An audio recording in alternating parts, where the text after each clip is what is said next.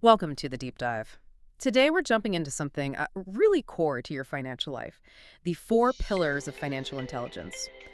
We've gone through quite a bit of material to figure out what these pillars actually are and maybe more importantly, why they're so fundamental.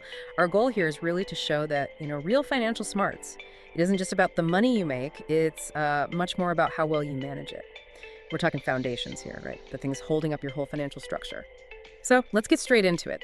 Our sources point to four specific pillars, distinct but definitely connected. What are they? Right. So the four pillars that keep coming up are earning, saving, investing, and protecting. They really cover the whole picture. Okay, earning, saving, investing, protecting. Let's unpack that. Starting with earning. Most people think, earn more, problem solved. But our sources seem to hint at something a bit more nuanced. What about smart earning? Exactly. It's not just about the income itself, but how you leverage it, how you diversify. The material really stresses building maybe multiple streams of income, even small ones. Like one source mentioned studies on side hustles. Even just a few hundred extra bucks a month apparently cuts financial stress way down, makes your income less shaky. That diversification idea for earning makes sense. hmm Not putting all your eggs in one basket, income-wise. So, okay, you've got income coming in. The next pillar our sources talk about is saving. People call it a safety net. Is that all it is, though? Or is there a bigger strategy? Well, yes, safety net is key, obviously. But the material suggests thinking of it more like building optionality. Mm-hmm.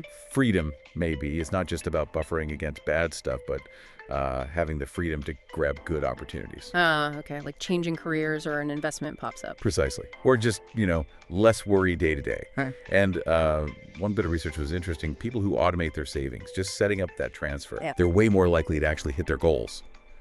It sort of takes the willpower struggle out of it, turns fear into freedom, as one source put it. Automating it, yeah, that makes sense. Okay. Bypasses the whole should I save this month battle. Okay, so you've got income, you built some security with savings. Now, how do you make that money actually, grow? Investing. Pillar number 3. Lots in our sources here. What's the real core idea? The core isn't just growth, I think. It's compounding and the discipline it takes. We saw some fascinating data showing that consistent, long-haul investing, even small amounts, it often beats trying to time the market or making big, risky bets. Right, time in the market, not timing the market. Exactly. Financial intelligence here means understanding that. Like one study showed someone starting young, say 25, investing just a bit each month. They'd likely end up with way more than someone starting at, say, 45, even if that older person invests much larger amounts later on. It's that long runway. Powerful reminder. Consistency wins. Okay, so you're earning, saving, investing, building wealth, but protecting it is just as vital, right? Our sources mention some maybe less obvious threats. What does protecting really mean beyond just insurance? Yeah, protecting is about securing it from those kind of sneaky risks. Insurance, yes, that's part of it for the big unexpected things.